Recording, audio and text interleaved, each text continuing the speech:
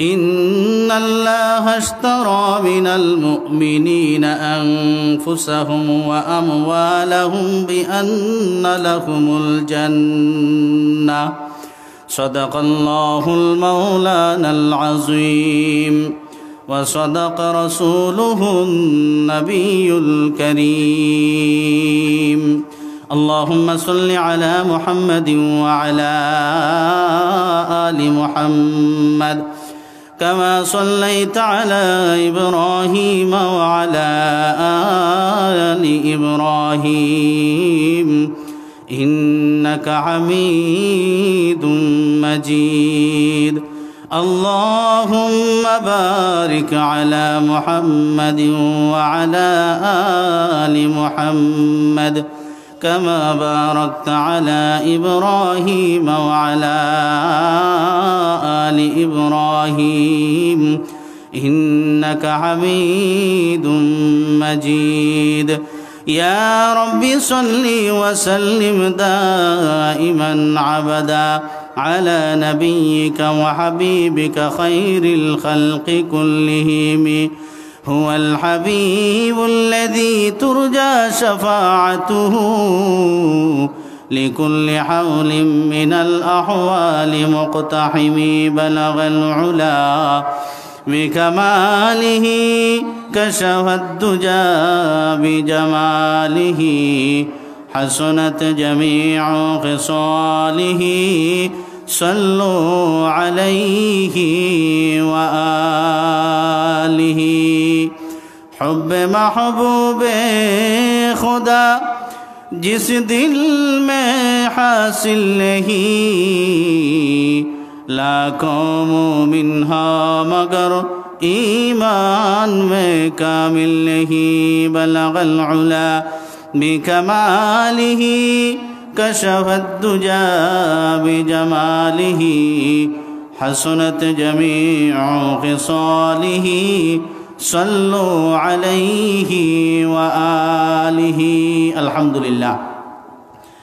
ঐতিহ্যবাহী হৈদরপুর গ্রামবাসী যুব সমাজের উদ্যোগে আয়োজিত চতুর্থ বার্ষিক তাফসিরুল কোরআন মাহফিলের সম্মানিত সভাপতি, বিশেষ অতিথি, উপস্থিত ধর্মপ্রাণ মুসলমান ভাই সব,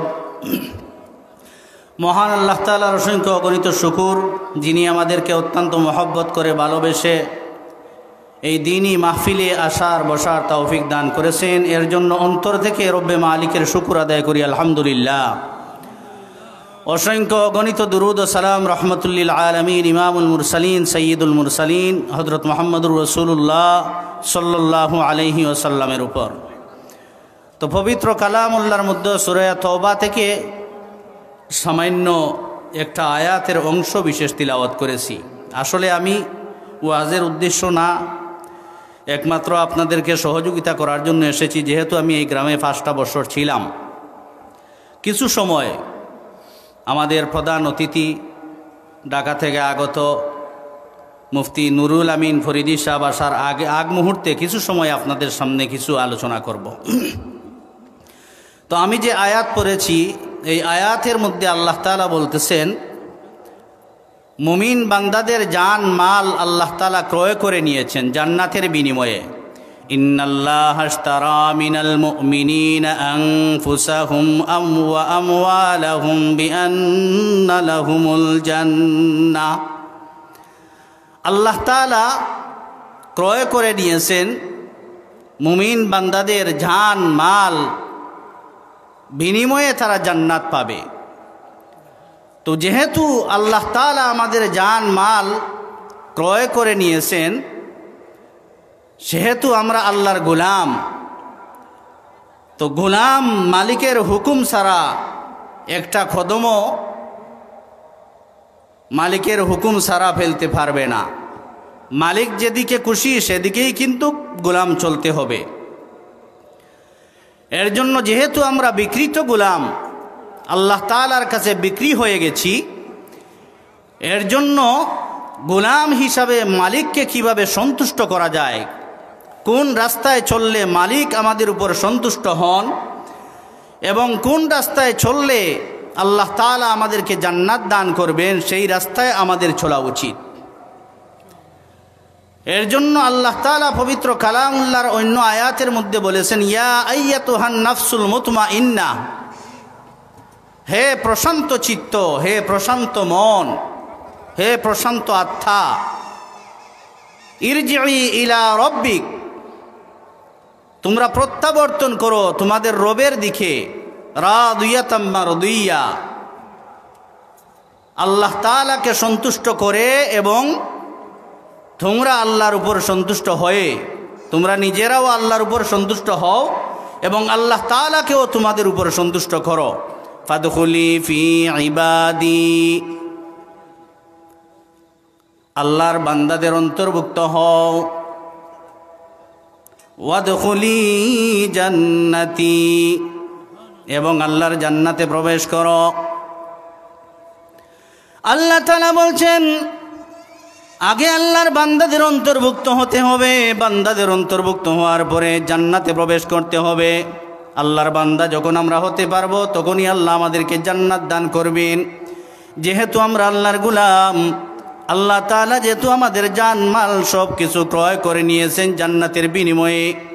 আমাদের আসল বাড়ি কোথায়? আমাদের আসল বাড়ি জান্নাতে। দুনিয়া কিছুদিনের জন্য আমরা এসেছি, জান্নাত আমাদের আসল বাড়ি। এর জন্য জান্নাতে যাওয়ার জন্য যে কাজগুলো আমাদেরকে করতে হবে, নেক আমলগুলো আমাদেরকে করতে হবে। নেক আমল করতে মন চাইবে না, শয়তান ধোঁকা দিবে, নফসে আম্মারা কুমন্ত্রণা দিবে। এই শয়তানের ধোঁকা থেকে বেঁচে, নফসে আম্মারার কুমন্ত্রণা থেকে বেঁচে আল্লাহকে সন্তুষ্ট করার জন্য নেক আমলগুলা করতে হবে। মন ধোঁকা দেয়, মন চায় না নেক আমল করতে। আল্লাহর একজন বান্দা, তার সন্তান একদিন মসজিদ থেকে তার বাবাকে গিয়ে বলে, বাবা আগামীকাল থেকে আমি আর মসজিদে যাব না, নামাজ পড়তে যাব না। বাবা প্রশ্ন করলেন, মসজিদে যাবে না ভালো কথা, কিন্তু কারণটা কি সেটা তো আমাকে বলবে। সন্তান বলে, মসজিদে যখন যাই, মসজিদে যখন নামাজ পড়তে যাই, মসজিদে ঢুকার পরেই দেখি কিছু মানুষ মসজিদের একটা কোণের মধ্যে মোবাইল নিয়ে তামসা করতেছে। আবার যখন লক্ষ্য করে দেখি কিছু জায়গায় কিছু সংখ্যক মানুষ গল্প গুলুস করতেছে। আবার কিছু জায়গায় দেখি কিছু সংখ্যক মানুষ বসে অযথা আড্ডা দিতেছে। এর জন্য মসজিদে আর যাব না, মসজিদে যেতে ভালো লাগে না। বাবা বললেন সন্তানকে, এইটা কি কথা হইল? এবার বাবা তার সন্তানকে বললেন, ঠিক আছে মসজিদে যাস না, তবে এর আগে আমাকে একটা পরীক্ষা দিতে হবে। পরীক্ষা কি? বাবা বললেন, একটা পানি ভর্তি গ্লাস দিয়ে তার সন্তানকে বললেন, এই পানি ভর্তি গ্লাসটা মসজিদের চতুর্পার্শ্বে তুমি 2 বার প্রদক্ষিণ করতে হবে। সাবধান, খবরদার, এই গ্লাস থেকে যেন এক চুলু পানিও না পড়ে। সন্তানকে বাবা পরীক্ষা দিছে যে এই গ্লাস ভর্তি পানি, এই পানিটা নিয়ে তুমি মসজিদের চতুর্পার্শ্বে 2 বার প্রদক্ষিণ করবে। সাবধান, খবরদার, এই গ্লাস থেকে যেন এক চুলু পানিও না পড়ে। সন্তান বলল, এটা কি কোনো কথা হইল? এটা তো সহজ ব্যাপার, এটা কি কোনো ব্যাপারই না। সন্তান পানি ভর্তি গ্লাস হাতে নিছে। হাতে নেওয়ার পরে এবার তার পরীক্ষা শুরু। মসজিদের চতুর্পার্শ্ব চক্কর দিতেছে, পানি ভর্তি গ্লাস নিয়ে চতুর্পার্শ্ব চক্কর দিতেছে। এক সময় প্রায় 2 বার চতুর্পার্শ্ব চক্কর দেওয়া তার শেষ হয়ে গেছে। শেষ হওয়ার পরে এবার তার বাবাকে বলে, বাবা আমার কাজ তো শেষ। এবার তার বাবা প্রশ্ন করে, এই যে তুমি পানি ভর্তি গ্লাস নিয়ে 2 বার প্রদক্ষিণ করলে, তুমি কি দেখেছো কোনো মানুষ গল্প করতে? সন্তান বলে, না আমি দেখি নাই। তুমি কি দেখেছো কোনো মানুষ মোবাইল নিয়ে তামসা করতে? না আমি দেখি নাই। তুমি কি দেখেছো কোনো মানুষ আড্ডা আলাপের মধ্যে লিপ্ত আছে? না আমি দেখি নাই। বাবা বলে, হে আমার প্রিয়তম সন্তান, মসজিদের ভিতরে যখন তুমি ঢুকবে, তখন তুমি এমনভাবে ঢুকবে যেন আল্লাহর ঘরে তুমি ঢুকেছ। তুমি ঢুকার পরে তুমি অন্য মানুষ কি করতেছে সেই দিকে তুমি খেয়াল রাখবে না। অন্যরা গল্প করতেছে সেই দিকে তুমি খেয়াল রাখবে না, অন্যরা মোবাইল টিপতেছে সেই দিকে তুমি খেয়াল রাখবে না, অন্যরা আড্ডা দিতেছে সেই দিকে তুমি খেয়াল রাখবে না। তুমি মসজিদের ভিতরে ঢোকার পরে তোমার অন্তরের মধ্যে যেন থাকে তুমি এক আল্লাহকে স্মরণ করতেছো, এক আল্লাহ তোমাকে দেখতেছে, নয়তো তুমি এক আল্লাহকে দেখতেছো। সেইভাবে তুমি আল্লাহর কদমে সেজদা দিবে। কারণ তুমি যখন পানি ভর্তি গ্লাসটা নিয়ে মসজিদের চতুর্পার্শ্বে 2 বার প্রদক্ষিণ করেছো, তোমার মনোযোগ ছিল এই পানি যেন না পড়ে, কারণ পানি পড়লে তুমি পরীক্ষায় ফেল মারবে। এর জন্য তোমার মনোযোগ ছিল এই গ্লাসের দিকে, পানির দিকে, এই পানি যেন না পড়ে তোমার মনোযোগ ছিল, এর জন্য পানি পড়ে নাই। তোমার মনোযোগ যদি থাকে এক আল্লাহকে পাওয়ার জন্য, অন্য কোনো মানুষ মসজিদে গল্প করলো সেটা তুমি দেখতেও পাবে না, অন্য কোন মানুষ মসজিদে মোবাইল টিপাইলো সেটা তুমি দেখতেও পাবে না, অন্য কোন মানুষ মসজিদে আড্ডা দিল সেটা তুমি দেখতেও পাবে না। কারণ তুমি এমনভাবে নেক আমল করবে, যে নেক আমল এমনভাবে করবে যে নেক আমলের বিনিময়ে আল্লাহ তাআলা তোমাকে দয়া করে জান্নাত দিবে, যে জান্নাত তুমি দেখো নাই, যে জান্নাত তুমি দেখো নাই, যে জান্নাত তুমি হৃদয়ে অঙ্গম করতে পারো নাই। কোনো কান কখনো শুনে নাই, কোনো চোখ কখনো দেখে নাই, কোনো কলব কখনো অন্তর দ্বারা কখনো বুঝতে পারে নাই সেই জান্নাতটা কি। সেই জান্নাত একমাত্র আল্লাহ তাআলা নেককার বান্দাদেরকে দিবে। আদাতু লিইবাদিয়াস সালিহিন মা লা আইনুন রাআত ওয়ালা উযুনুন সামিআত ওয়ালা খাতারা আলা কলবি বাশার। আমি আমার নেককার বান্দাদের জন্য এমন একটি জান্নাত তৈরি করে রেখেছি, যে জান্নাত কোনো মানুষ কান দ্বারা শুনে নাই, কোনো মানুষ চোখ দ্বারা দেখে নাই, কোনো মানুষ হৃদয় দ্বারা সে অনুভব করতে পারে নাই। সেই জান্নাত আমি আমার নেককার বান্দাদের জন্য রাখছি। তো নেককার বান্দাদের জন্য যদি আল্লাহ তাআলা এই জান্নাত রেখে থাকেন, তাহলে তো আমরা নেক আমল করতে হবে। নেক আমল করলেই না আমরা নেককার হব। যদি আমরা নেক আমল না করি তাহলে তো আমরা বদগারে পরিণত হব, বদগারে রূপান্তরিত হব। এর জন্য বদগারি থেকে বাঁচতে হলে আমাদেরকে নেক আমল করতে হবে। আর নেক আমলের সর্বপ্রথম কাজটাই তো হইল নামাজ। কারণ ময়দানে মাহশরে সর্বপ্রথম বান্দার নামাজেরই তো হিসাব হবে। আউয়ালু মা ইউহাসাবু আবদিহি ইয়াউমাল কিয়ামাতিস সালাহ। হাশরের ময়দানে বান্দার সর্বপ্রথম নামাজের হিসাব নেওয়া হবে। বান্দার সর্বপ্রথম কি নেওয়া হবে? বান্দার সর্বপ্রথম নামাজের হিসাব নেওয়া হবে। আপনি জান্নাতে যাবেন, জান্নাতের তালার চাবি যদি দুনিয়ার জমিনে রেখে যান, তাহলে আপনি জান্নাতে যাবেন কেমনে? আসসালাতু মিফতাহুল জান্নাহ। নামাজ হইল জান্নাতের তালার চাবি। এই চাবি যদি দুনিয়ার জমিনে থেকে যায় তাহলে জান্নাতে যাব কেমনে? জান্নাতে যেতে হলে চাবিটা সংগ্রহ করে সংরক্ষণ করে আমাদের সাথে নিয়ে যেতে হবে। তিন বন্ধু বেড়াইতে গেছে সিঙ্গাপুর। 75 তলা বিল্ডিংয়ের উপরে তারা ভাড়া করছে, অর্থাৎ তারা যেখানে থাকবে 75 তলা বিল্ডিংয়ের উপরে তাদের ঘর, সেখানে তারা অবস্থান করবে। তিন বন্ধু এবার চিন্তা করলো যে আমরা তো এখানে বেড়ানোর জন্য এসেছি, কিছু জায়গা দেখার জন্য এসেছি। তিন বন্ধু এবার চিন্তা ফিকির করে তারা আলাপ আলোচনা করে বলল, আমরা কিছু জায়গা বেড়াইতে যাই, কিছু জায়গা দর্শন করার জন্য আমরা পরিদর্শন করার জন্য যাই। তাদের রুমের যে চাবিটা, এই চাবিটা ম্যানেজারের হাতে দিয়ে গেছে যে আমরা অমুক জায়গায় বেড়াইতে যাইতেছি। তিন বন্ধু বেড়াইতে আনন্দে আত্মহারা হয়ে অনেক দেরি হয়ে গেছে। এবার যে হোটেল ভাড়া করেছে সেখানের মধ্যে এসে দেখে ম্যানেজার নাই, অর্থাৎ থালামারা ম্যানেজার নাই। যে লিফট দিয়ে উঠবে সেই লিফটটাও বন্ধ হয়ে গেছে। এত দেরি করেছে, লিফটটাও বন্ধ। ঘটনাক্রমে তারা যে রুমটা খুলবে, চাবি দরকার, সেটাও তারা ভুলে গেছে এই চিন্তায় যে এত থালা তারা উঠবে কেমনে, রাত্রি হয়ে গেছে। এবার এক বন্ধু বলল, ঠিক আছে আমি আমার জীবনের গল্প শুরু করব। গল্প শুরু করতে করতে 25 তলা উঠে যাব। আরেকজন বন্ধু বলল, ঠিক আছে আমিও আমার জীবনের গল্প শুরু করব, অর্থাৎ আমি মনের সুখে মনের আনন্দে গান গাইব, 25 তলা উঠে ফেলবো। আরেকজন বন্ধু বলছে, ঠিক আছে আমিও আমার জীবনের গল্প বলবো। বলতে বলতে আমরা গন্তব্যস্থানে চলে যাব। এইভাবে তিন বন্ধু মনস্থির করেছে, ঠিক আছে তুমি তোমার জীবনের গল্প শুরু করো। এক বন্ধু গল্প শুরু করেছে। এক পর্যায়ে দেখে ওই বন্ধুর গল্প, জীবনের গল্প শেষ, 25 তলা পর্যন্ত চলে গেছে। এবার আর এক বন্ধু জীবনের গল্প শুরু করেছে।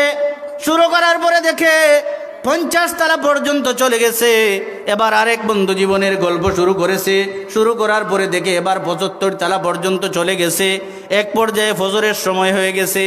এবার যে দরওয়াজার মধ্যে গেছে, দরওয়াজার তালা খুলবে, এবার দেখে কোনো বন্ধুর হাতে দরওয়াজার তালার চাবি নাই, অর্থাৎ চাবি ভুলে গেছে।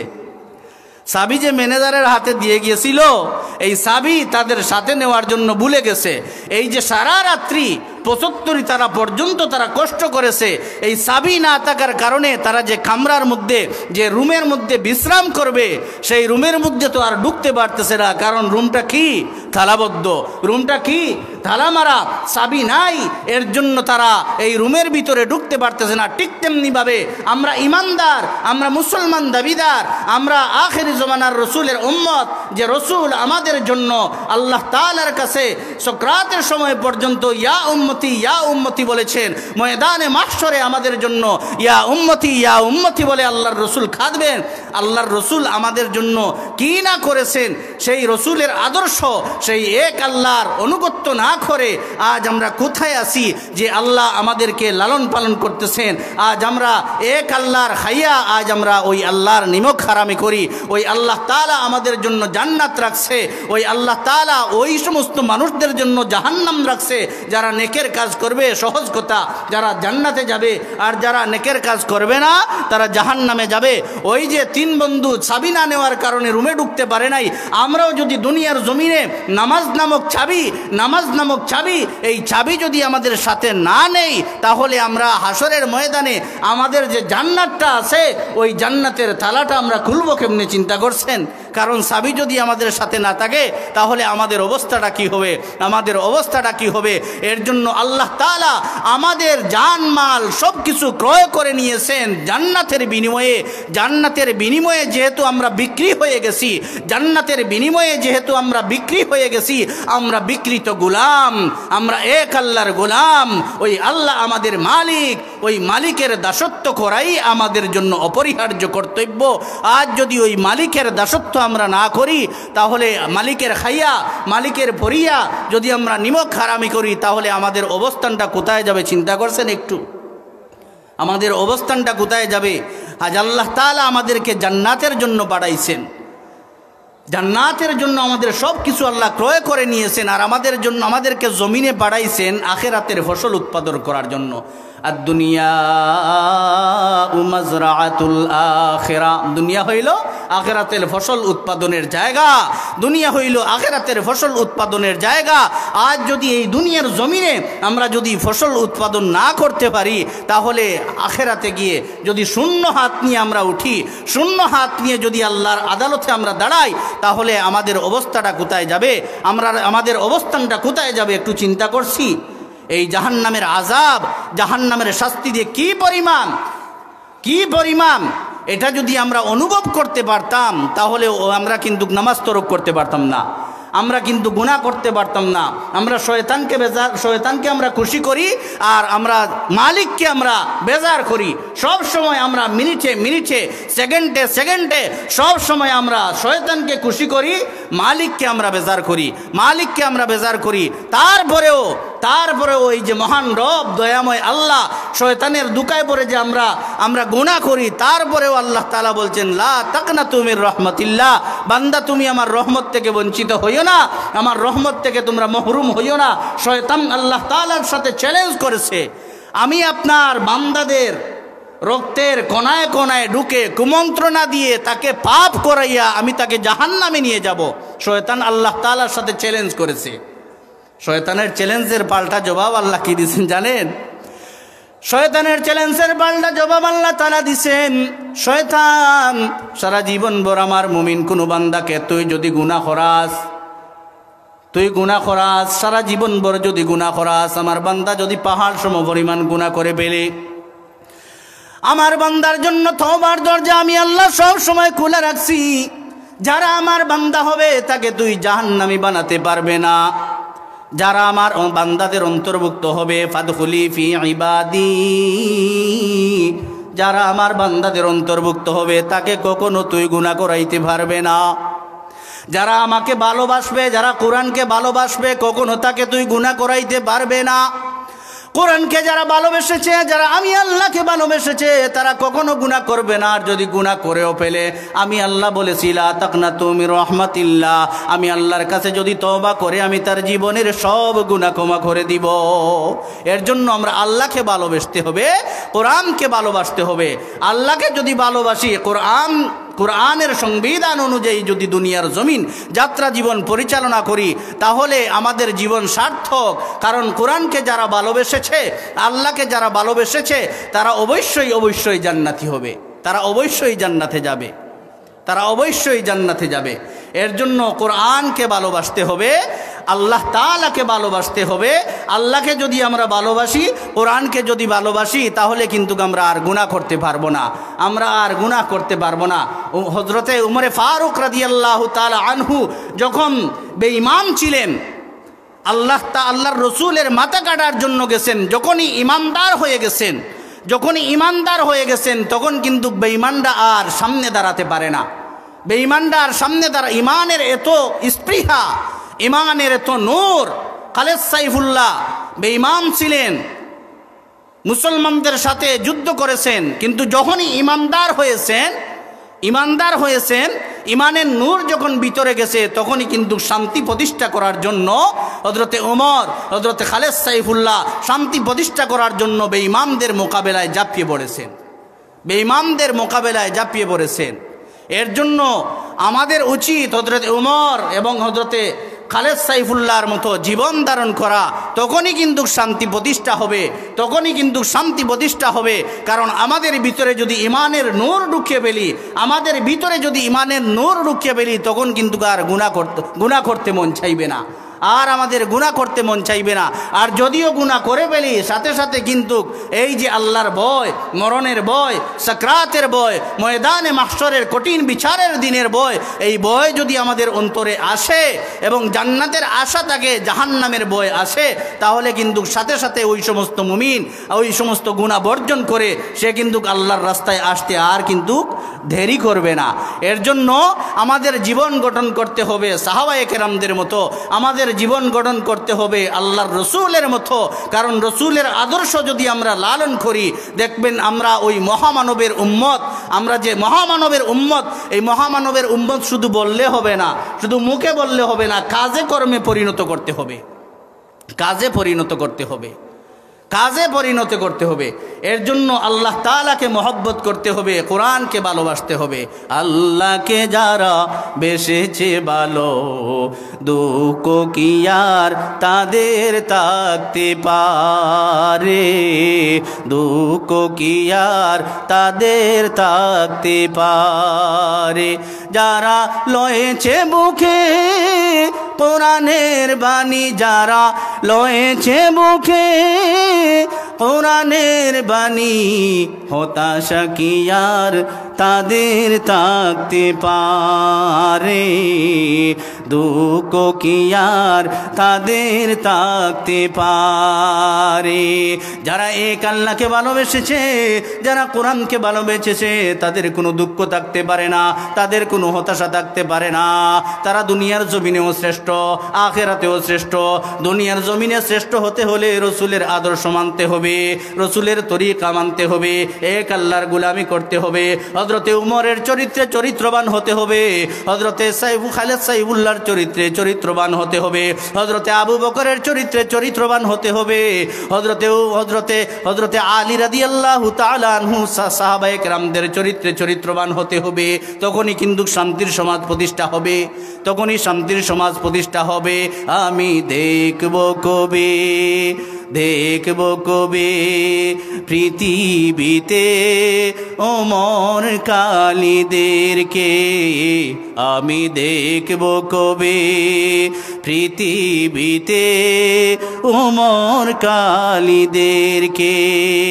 কবে আসবে আবার শান্তির বৃষ্টি, কবে আসবে আবার শান্তির বৃষ্টি, এ দরার বুকে আমি দেখব কবে পৃথিবীতে ওমর খালিদেরকে আমি দেখব কবে পৃথিবীতে ওমর খালিদেরকে আমরা উমরের মতো হতে হবে আমরা খালেদ সাইফুল্লাহর মতো হতে হবে আমরা সাহাবায়ে কেরামদের মতো ঈমান আনতে হবে আমিনু কামা আমানান নাস আমাদের ঈমান হতে হবে সাহাবায়ে কেরামদের মতো আমাদের আদর্শ হতে হবে সাহাবায়ে কেরামদের মতো কারণ আমরা সাহাবায়ে কেরামদের উত্তরসূরি কারণ আমরা রাসূলের উত্তরসূরি আমাদের ঈমান হতে হবে তাদের মতো আজ বেঈমানরা বুক ফুলিয়ে আমাদের সামনে কথা বলে আমাদের সমাজে কথা বলে আমরা এখনো নীরব থাকি কারণ আমরা কমজোর ঈমানদার আমরা ঈমানের বেলায় অনেক দুর্বল হয়ে গেছি আমরা ইবাদতের বেলায় অনেক দুর্বল হয়ে গেছি অথচ আল্লাহ তাআলা আমাদের সব কিছু ক্রয় করে নিয়েছেন জান্নাতের বিনিময়ে যেহেতু আমরা বিকৃত গোলাম এর জন্য সব কিছু আমাদের আল্লাহর জন্য হবে সব কিছু আল্লাহকে সন্তুষ্ট করার জন্য হবে আল্লাহ সন্তুষ্ট তো বান্দা সন্তুষ্ট আল্লাহর সন্তুষ্টি ছাড়া আমরা এক কদম যেন জমিনে না ফেলি আল্লাহর সন্তুষ্টি ছাড়া আল্লাহ অসন্তুষ্ট হয়ে যায় সেই রাস্তায় আমরা চলবো না আল্লাহ সন্তুষ্ট হয়ে সেই রাস্তা আমরা ছাড়বো না ঠিক আছে তো আল্লাহর অসন্তুষ্টি আমাদের অসন্তুষ্টি আল্লাহর সন্তুষ্টি আমাদের সন্তুষ্টি এর জন্য সময় মতো ওয়াক্ত মতো নামাজ এবং জামাতে নামাজ একজন মুসলমান রশিদ আহমদ গাঙ্গুহি রহমতুল্লাহি আলাইহি হিন্দু উদ্দেশিত এলাকা ওই এলাকা দিয়ে যাইতেছেন মরুভূমির দিক দিয়ে এক জায়গায় যাইতেছেন হঠাৎ করে আসরের আজান হয়ে গেছে মরুভূমির প্রান্তে এখন আসরের সময় সূর্য লাল বর্ণ ধারণ করেছে কি করবেন এখন তো জামাত পড়ার দরকার কারণ উনার জামাত তরক হয় না কখনো তিনি এই ময়দানের মধ্যে হিন্দু উদ্দেশিত এলাকা এই ময়দানের মধ্যে চিৎকার দিয়ে কান্নাকাটি শুরু করে দিয়েছেন ওই বুজুর্গের কান্না শুনে পার্শ্ববর্তী যত হিন্দুরা আছে ওই পার্শ্ববর্তী হিন্দুরা সবাই জড়ো হয়ে গেছে জড়ো হয়ে বলে হে আল্লাহর বান্দা আপনি এত চিৎকার দিয়ে কান্নাকাটি করেন কেন চিল্লাইয়া কান্নাকাটি করেন কেন কারণটা কি ওই আল্লাহর বান্দা বলে আমি কেন কান্দি তোমাদেরকে বললে তো হবে না কারণ তোমরা তো মুসলমান নয় তোমরা তো ঈমানদার নয়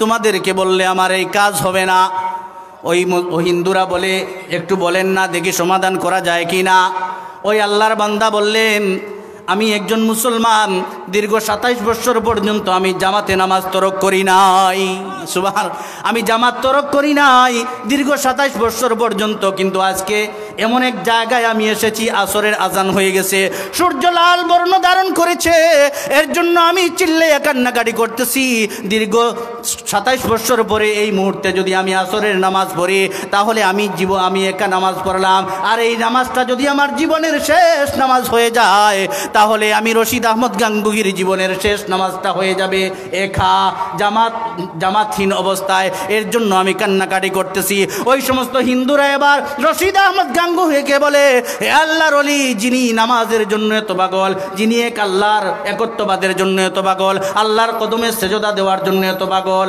দীর্ঘ 27 বছর পর্যন্ত জামাত তরক হয় নাই এক ওয়াক্ত মাত্র জামাত তরক হয়ে যাবে এর জন্য যিনি চিল্লাইয়া ময়দানের মধ্যে কান্নাকাটি করতে পারেন সেই মানুষটা তো সাধারণ মানুষটা হে আল্লাহর বান্দা আজও আপনি একা নামাজ পড়বেন না আজও আপনি জামাতহীন নামাজ পড়বেন না হে আল্লাহর বান্দা আমাদেরকে আপনি কালিমা পড়াইয়া মুসলমান বানাইয়া দিন হিন্দুরা বলতেছে সুবহানাল্লাহ আমাদেরকে কালিমা পড়াইয়া মুসলমান বানাইয়া দিন তারা কালিমা পড়ে মুসলমান হয়ে গেল রশিদ আহমদ গাঙ্গুহিকে বলে হে আল্লাহর বান্দা আমরা এই সর্বপ্রথম মুসলমান হইলাম জীবনের সর্বপ্রথম এমন নামাজ পড়তে চাই এমন একজন ইমামের পিছনে নামাজ পড়তে যাই যে ইমাম নামাজ তরক হওয়ার জন্য কাঁদে যে ইমাম জামাতে নামাজ তরক হওয়ার জন্য কাঁদে যে নামাজ আল্লাহর পাগল যে ইমাম যে আল্লাহর বান্দা আল্লাহর জন্য পাগল জামাতে নামাজের জন্য পাগল, একত্ববাদের জন্য পাগল। ওই এক আল্লাহর বান্দা, ওই এমন মানুষটার পিছনে আমরা জামাতে নামাজ পড়তেছি।